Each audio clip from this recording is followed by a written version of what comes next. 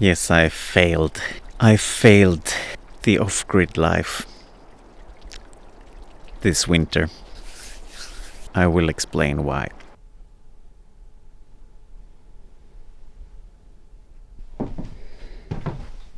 That thing is my heat source. And my heat source is part of the reason why this failed. Maybe not the only.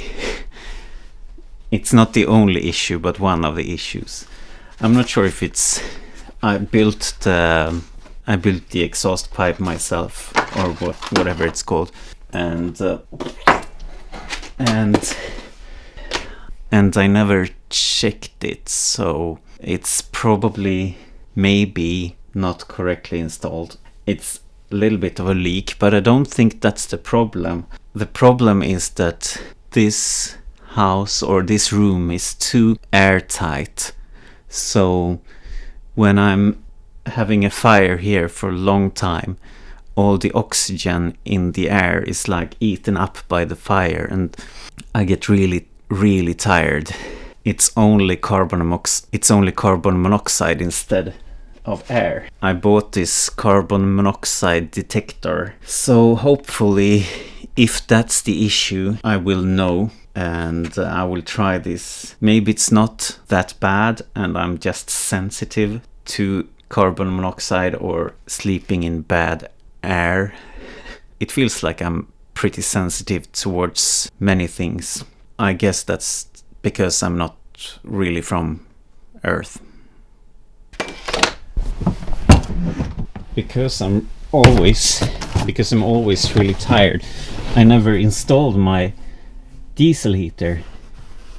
I was supposed to have the diesel heater as a extra heat source, so I shouldn't have to burn wood all of the time, because this house is completely off-grid, so it's not possible to have heat exchanger or electric radiators or stuff like that. It's not possible. Even if I was putting a lot of solar panels all over the house, it's probably not really possible during the Scandinavian winter. But because I was so tired all of the time, I couldn't. I had no energy to install the diesel heater, and I was supposed to just install it and just make some holes in the wall to put out the exhaust pipe and stuff like that. But then someone suggested I should put the whole thing outside in a box, so it wouldn't be as loud, and that's a really good idea, but I never got around to do that. Maybe I'll try drilling some holes just for the exhaust today, but I don't have my battery here at the moment, so I can't test it, but maybe I should prepare.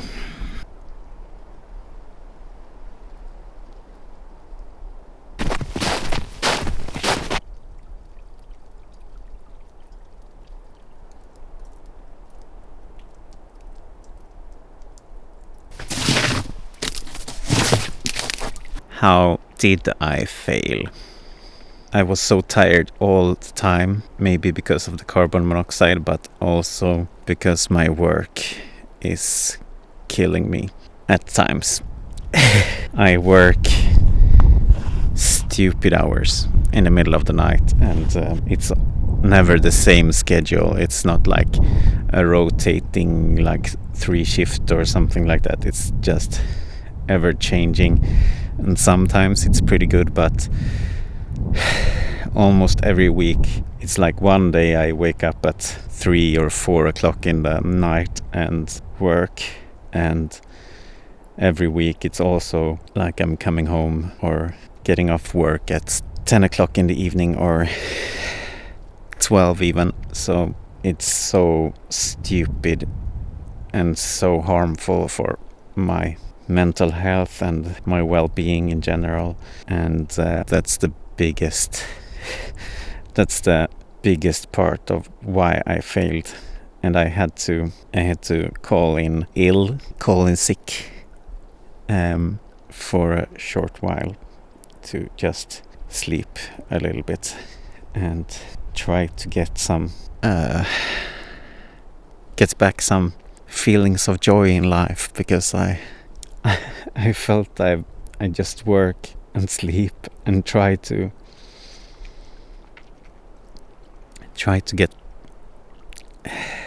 get better again, but try to find joy, but it's very difficult sometimes.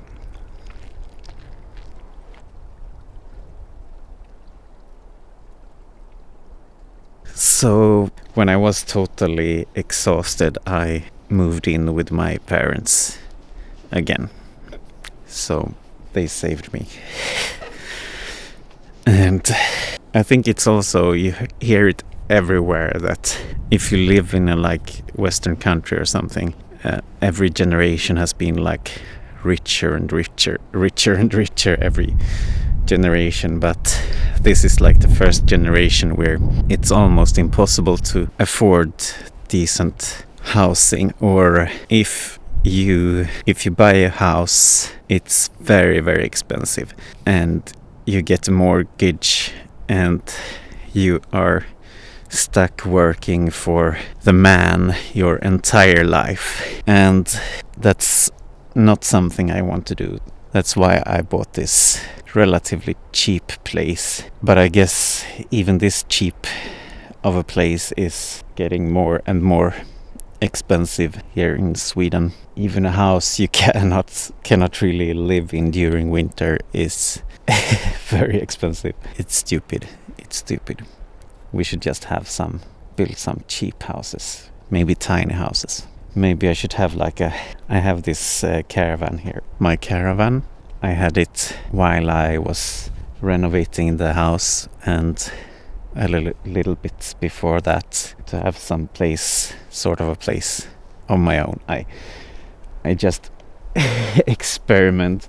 Maybe I could have afforded a house by now if I didn't experiment with living in caravans, cars, boats, old crofts with no heating or electricity or water or anything.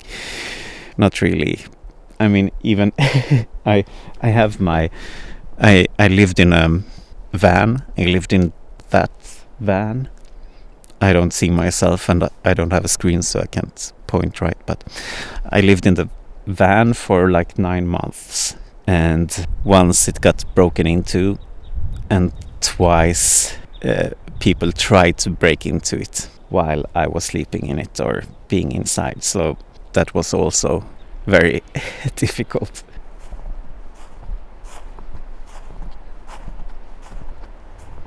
A reasonable man would have just rented an apartment in the city and being reasonable. Sadly, I'm not a reasonable man. I'm a crazy person from outer space. I cannot live in a city. I cannot live crammed into a box. This is hope. Grounding. Wow. There are a lot of struggles living off-grid. One of which is that all your water freezes if it's too cold. So if you're working 24 hours and it gets freezing cold in here, all the water freezes and you don't have any water. That's but the spring is coming. It's been a really long winter for these parts of the world. And batteries die. This part of the world is heated by the Gulf Stream, so that it's a stream that flows from the Gulf of Mexico all the way to the Nordic countries. And maybe the climate is changing and the Gulf Stream is changing direction or something, and then we'll have a new ice age here, and it will be impossible to live here. So there's a lot of things at stake, so it's not certain that we're going to have a more warm place everywhere. Maybe this part of the world will be under an ice sheet again or something.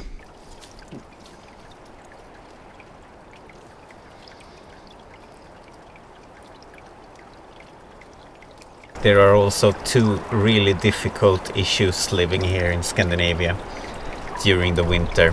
The first one is everyone gets lack of sun. Some people call it lack of vitamin D, and that leads to all kinds of issues like illness and depression and stuff like that. And the second really hard thing about living here in Scandinavia is the lack of grounding during the winter. So if we wear shoes or be indoors all the time, we are not properly grounded. So that also leads to lots of inflammation and illnesses and building up of stress and sleep deprivation and all kinds of things. So even if you don't live in a like off-grid house in the northern parts of the world or really far south, I'm not sure where, maybe New Zealand or something, you get lack of vitamin D or sun in the winter and lack of grounding, and so many issues with health can be related to those things, lack of sun and lack of grounding. It really feels like I have a lot of sunbathing and grounding to do to make up for all these months of darkness and shoes.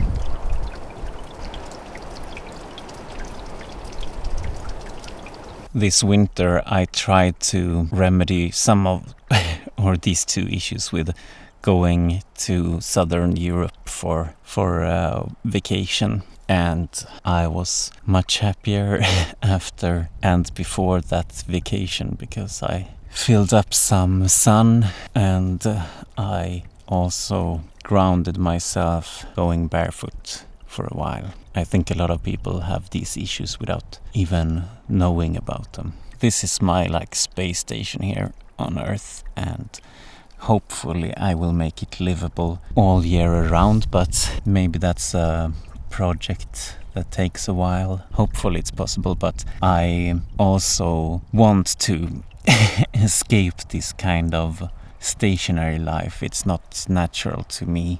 I have been traveling around, moving around all my life, and I just cannot stay at the same place for too long without getting a depression as well. And this is the longest I have had a job for. It's been 3 years driving trains, and it's more than 3 years now, and 3 years is the most I've had a job before. So I'm kind of, you get satisfied doing the same thing every day almost, and you're like, I've done this now. I can do something else now. I need to do something else. And meanwhile, you see all these signs, all the forests they cut down here in Sweden, and you know that biodiversity is crumbling and going away. I really feel like I need to do something about this 6th mass extinction on Earth, this mass extinction event caused by humans. And I don't need scientists to tell me that it's happening, because you can see the clear cuts all over this place, and it's getting worse every day. And they're cutting down all the old growth forests in Sweden, and also cutting down smaller and smaller trees. So the forest industry in Sweden is like exposing itself. They're exposing themselves for lying, because they tell us that there is more forest than ever in Sweden, and meanwhile they just have to cut down the last old growth forests, and they also cut down smaller and smaller trees. So it's like yeah, right. My house at least is, even if I shouldn't live here, there are a lot of flies and insects and lizards living in my house, and also bats and mice, of course. So yeah, and now there's a car, but I'm hidden. I remember sometimes that I used to be what they call an activist. I used to protest clear cuts, and I used to protest mining industries expanding Have you seen the movie Avatar? It's kind of the same. It's the same thing happening here. They raise reindeer and they need a lot of forest and mountains and creeks, and the Scandinavian countries, Norway, Sweden and Finland, has been colonizing their land and taking all their land, and now they're also clear cutting and mining everywhere. So it's very depressing, but very important to do something about that. And it's like exactly like that movie. Exactly. It's just greed, human greed, colonized minds, greed against nature and people and freedom.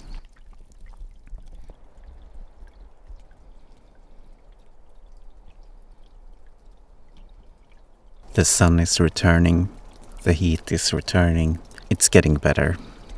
But my long-term plan is not to stay in Sweden all year around. My plan is to take my sailing boat, go sailing south and live on the sailing boat for maybe half a year at a time or something. And come back here to my base station, my base space station on Earth. Arrange my amusement park, have a nice time with friends during the summers. It's also been really lonely. My battery keeps dying, so I guess thank you for watching my vlog, and I will see you in the next video. And if you have been trying to live off-grid or dream about it, please leave a comment in the comment section. And yeah, did you survive off-grid life? It's difficult. Talasbuan, how do you do it? Yeah, goodbye.